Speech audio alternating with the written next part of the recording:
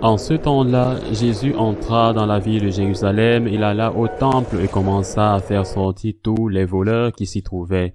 Et il leur dit, « Dieu dit, ma maison sera une maison de prière, mais vous en avez fait un repère de voleurs. » Et Jésus se rendait chaque jour au temple pour enseigner. Les principaux sacrificateurs, les docteurs de la loi et les chefs du peuple ont planifié comment le tuer. Mais ils ne pouvaient rien faire contre lui car le peuple voulait écouter ses enseignements. Acclamons la parole de Dieu. Dans l'Évangile aujourd'hui, deux groupes sont dessinés. L'un, la majorité, des gens qui étaient enthousiasmés par le Christ. Bien sûr, les miracles étaient ce qui les attirait le plus. La renommée du Seigneur le précédait. Ils lui amenèrent des malades, les possédés de démons, mais son message les a aussi attirés. Aujourd'hui, dit l'Évangile, toute la ville l'attendait en l'écoutant. Son message a aussi touché leur cœur. Sa parole, son enseignement, l'enseignement de l'amour de Dieu et l'amour de Dieu. Et plus tard, il y avait un autre groupe influent, les experts de la loi. Et l'Évangile dit que les principaux sacrificateurs du peuple étaient aussi dans ce groupe. Il est possible qu'ils faisaient référence aux grands prêtres, mais il l'a déjà dit avant, non, je sais qui ils seraient des riches. Je ne sais pas parce qu'il y avait aussi des gens riches qui étaient avec Jésus. Deux groupes qui ont gagné, les influents. Dieu a gagné, mais c'était plus tard. Pourquoi les influents ont-ils gagné? Comment est-il possible que dans les quelques jours entre le dimanche des Rameaux et le vendredi saint, dans l'après-midi, oui, ou plutôt le matin, comment est-il possible que dans ces quelques jours, la foule est capable de changer d'Hosanna pour le crucifier? Comment est-il possible? Mais ce n'était que quelques heures. Et les mêmes qui avaient accueilli Jésus avec enthousiasme. Et parmi eux, je suis sûr qu'il y avait beaucoup de ceux dont parle l'Évangile d'aujourd'hui qui l'écoutaient avec plaisir.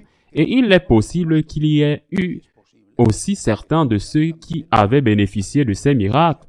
Je ne dis pas celui de manger gratuitement avec la manipulation ou la multiplication des pains et des poissons, car cela s'est passé en Galilée.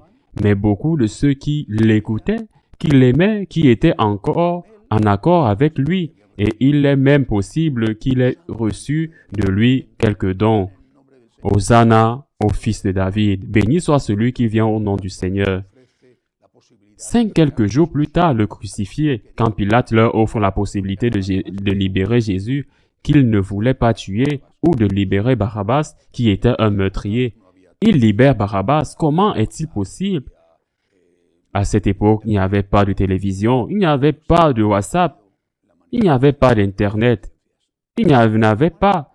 Mais il y a toujours eu la manipulation des consciences. Sinon, il y a toujours eu ces mandats du peuple qui contrôlent ceux qui n'étaient pas des ennemis naturels du Christ. Ils n'étaient pas des ennemis du Christ parce que le Christ les a corrigés, parce que le Christ les a affrontés, parce que le Christ leur a dit qu'ils faisaient le mal, parce que, comme le dit l'Évangile, ils avaient fait un commerce avec Dieu et en ont profité. Ils avaient fait de la maison de Dieu un repère de voleurs, et quand Jésus veut purifier cela, alors c'est quand leur intérêt leur revient. Il est possible que parmi ses ennemis, il y ait eu quelqu'un. Je suis sûr qu'il y en avait qui pensaient rendre gloire à Dieu quand ils ont tué Jésus. C'est possible. Jésus le dit parce que sa prétention de la divinité était blasphématoire pour un juif. Mais les autres s'en moquaient. Si Jésus avait dit la même chose, mais leur aurait permis de vaquer à leurs occupations. Il leur aurait permis de continuer leur vol. S'ils s'étaient liés d'amitié avec les riches, s'étaient prosternés devant eux, ils auraient continué à soutenir Jésus. Il lui aurait fait un drapeau pour maintenir le peuple soumis, Et ceci, c'est ce qui s'est passé. N'est-ce pas ce qui continue de se produire?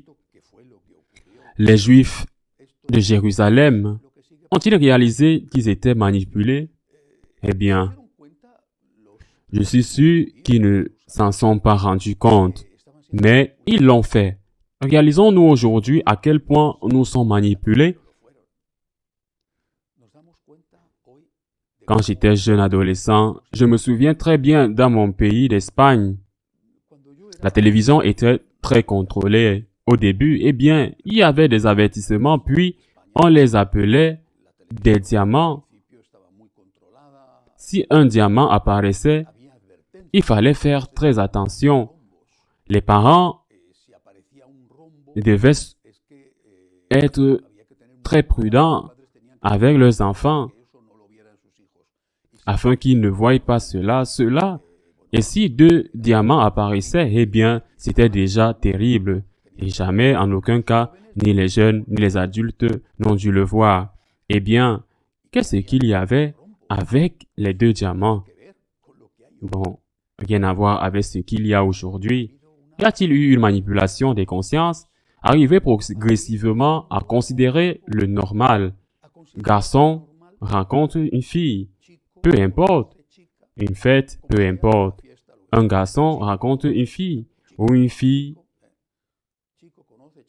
se rencontre avec un garçon, ou un garçon avec une fille. Garçon qui couche avec une fille, et bientôt un garçon qui quitte une fille, ou au contraire. C'est devenu normal de regarder des séries télévisées et c'est très difficile qu'il n'y ait pas de scène de sexe. C'est une manipulation de conscience qui marque des générations entières, qui voient le sexe comme quelque chose de normal avant de se marier, de vivre ensemble et d'avoir un nombre indéfini de partenaires, même vivant ensemble avant de se marier. S'ils se marient un jour, la même chose que ces autres choses, la question de la violence, de la drogue, de l'alcool, tout cela fait partie d'une manipulation délibérée. Maintenant, à propos de la dysphorie de genre, combien de filles, les garçons aussi, mais aussi les filles demandent à être des hommes parce qu'elles disent ne pas se sentir identifiées à leur sexe biologique. N'y a-t-il pas là une manipulation? Les chiffres de suicide chez ces filles transgenres sont très élevés. Ce sont des données réelles. N'y a-t-il pas là une manipulation? Je pourrais donc continuer à énumérer tant de choses. Comment notre perception de l'avortement a évolué? Je suis témoin lorsque l'avortement a été approuvé pour la première fois en Espagne et qu'il a été dit et juré qu'il s'agissait de cas exceptionnels. La pauvre, la violée.